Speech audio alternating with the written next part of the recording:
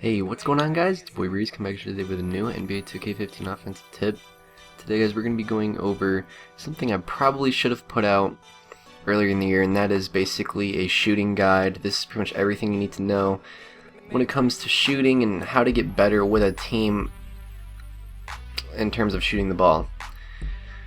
Now, I understand I already put out a 3-point shooting guide, and this is actually going to help you with that guide, so be sure that you check this guide out first if you haven't seen that, then go over to that guide, and you'll pretty much be a great shooter. So, first thing you guys are want to do is go into your gameplay settings, make sure you're on Hall of Fame simulation, shot meter off, shot feedback on.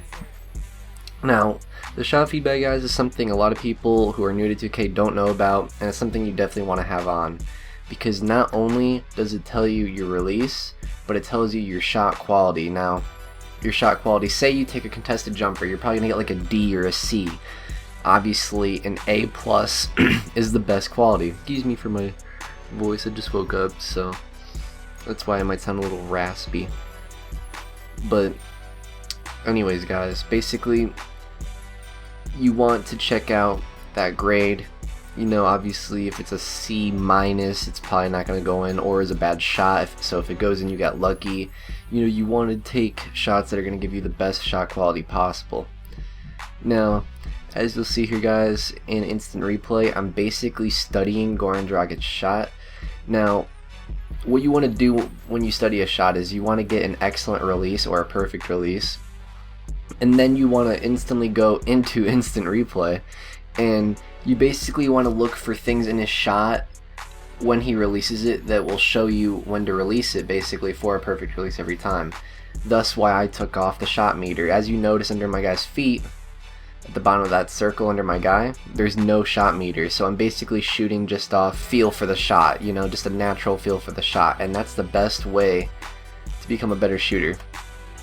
Now, as you'll know, if you're good at 2K, you'll know that Hall of Fame Sim, it's not the easiest to make consistent threes on, you know, especially online. As you can see, when I get an excellent, it's only giving me an A minus shot quality, so keep that in mind. And of course, it's giving me the A minus because it's for 3. You know, if that was a mid-range, it'd probably give me an A instead of an A minus. Right there, it gave me an A plus. So it just all depends on how close to the 3-point line you are. Obviously, the further you are away from it, the lower the shot quality will be. And if you're taking the shot off the dribble, the quality will be even lower. Also, if you're not getting a perfect release, you'll notice sometimes I'm getting B's and B pluses. Now, B's and B pluses I won't worry about. The C's are what you want to worry about. Once you see your shot quality get into the C's, you know you're doing something wrong. Either the player you're shooting with just can't shoot, or you're taking bad shots. So, as long as your shot quality's in the B's, you probably shouldn't be too worried. Now, as you'll see, I got a lot of slightly earlies and lates right there. Now that's because I was shooting from a neutral zone. You want to check your player's hot zones, guys, and you want to know where his hot zones are. Dragic happens to have a hot zone at the top of the key and on the wings. As you saw, when I was at the top of the key and on the wings, I was getting a lot of perfect releases. Now on the shot meter, an excellent or perfect release is when it lights up green, so it's basically going to go in pretty much every time. This is very key because if you can get a natural feel for your player's shot without looking at the shot meter, imagine what it would be like online when you don't even have to look at the shot meter and you'll be making more shots without it. I mean, now picture that. And that's basically how I got good at shooting in this game. You know, you just gotta know the team you're playing with, and obviously with the Phoenix Suns, there's a lot of good 3-point shooters on this team, but the best 3-point shooters I don't even really use. Like, I don't really use PJ Tucker or Gerald Green simply because their shots happen to be shots that don't get greens too often.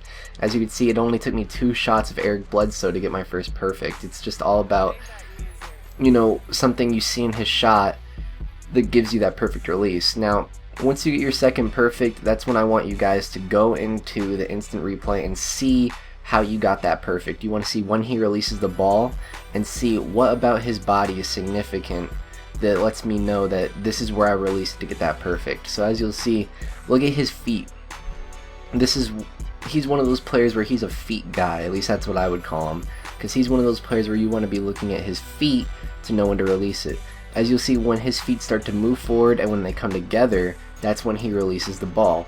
So if I release it around there pretty much every time, I'm giving myself the best chance to get a perfect release.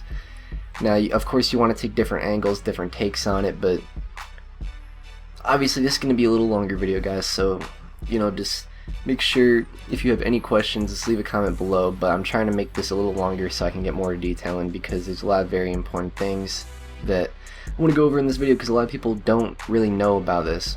So as you'll see, only got a C quality right there, brick, but I get the perfect again, another perfect, right there we get an early, so, and then we get another perfect. So obviously I have a feel for Eric Bledsoe's shot, and his shot is probably easier to get greens with. Now keep that in mind, not every player has a shot that you can get greens with very easily, no matter what you do. Like, a good player, for example, would be Gerald Green. Go on in Hall of Fame Sim and tell me you can get consistent greens with him, because I can't. Now if you can, then obviously, you know, we just all have different feels for players' shots, but me personally, I cannot shoot with Gerald Green, who has an 87 standing 3. That's just how it is. I just can't shoot with the guy. You're about to see it right now.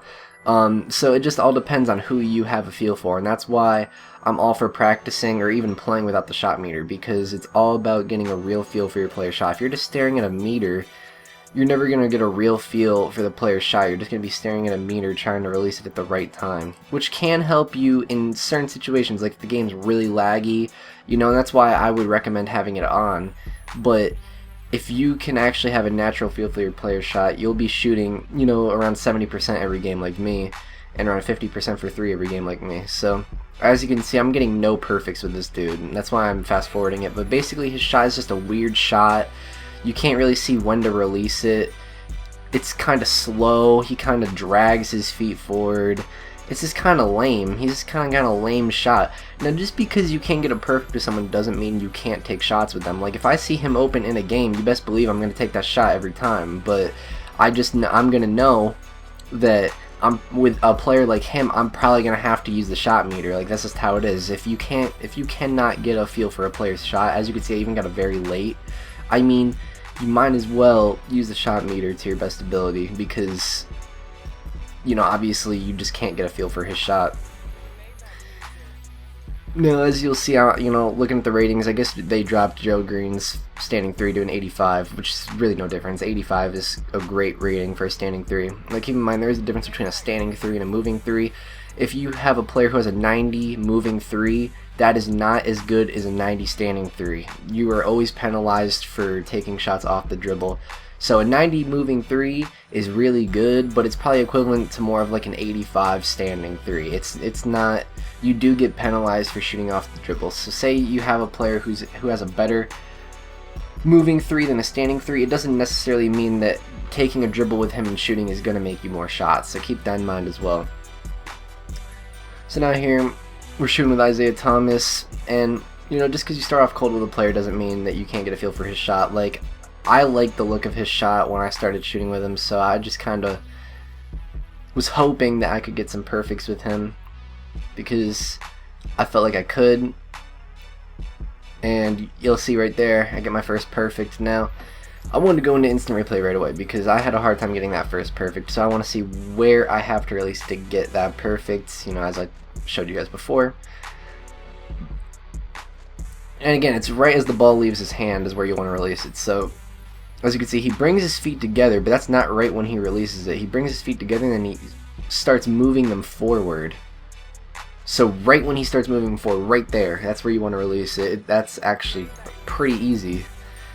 And you know, right there I got a B+ quality on a slightly late. That means I got really close to a perfect, and then right there I got an excellent. So again, the higher quality you get on your release when you don't get a perfect, that basically means that you came really close to getting a perfect. So the closer you come to getting perfects, the more you're going to make regardless.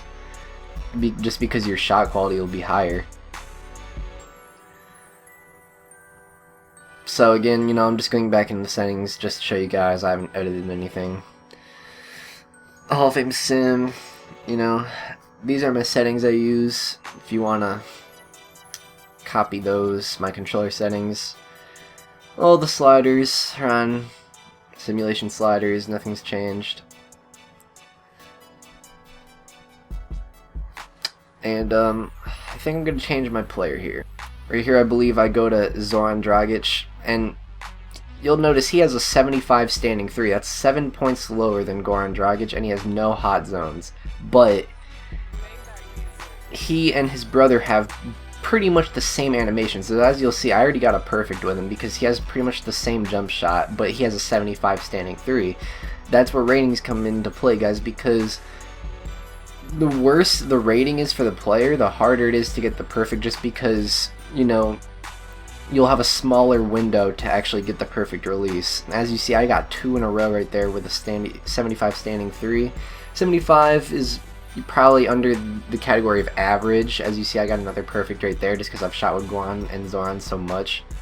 You get another one right there. So I mean, it just all depends, man. You know, just get into practice mode, put up shots. We get another perfect right there of Zoran, and you know, just get buckets, guys. I mean, this was a longer video, but I kind of wanted to show you guys how I basically shoot with other players, you know, my perspective on it, and I hope that you guys could learn something maybe from this video, because I looked around on YouTube, didn't really see anything it was quite like this. So I hope you guys enjoyed. If you did enjoy, please leave a like, comment, of course subscribe to Witness Gaming for more great tips across all games to come. I know I've been slacking on the other games, guys, just because I have so much great 2K content to put out. Of course I have other good content in the other games to put out, but 2K is on fire this year in the community. People are just playing 2K, and you know, I'm going to keep trying to post it to help you guys out. So hope you guys enjoyed. Again, this has been Boy Breeze. I'm signing out. Look for more great tips to come, of course. I'll talk to you guys soon. Peace.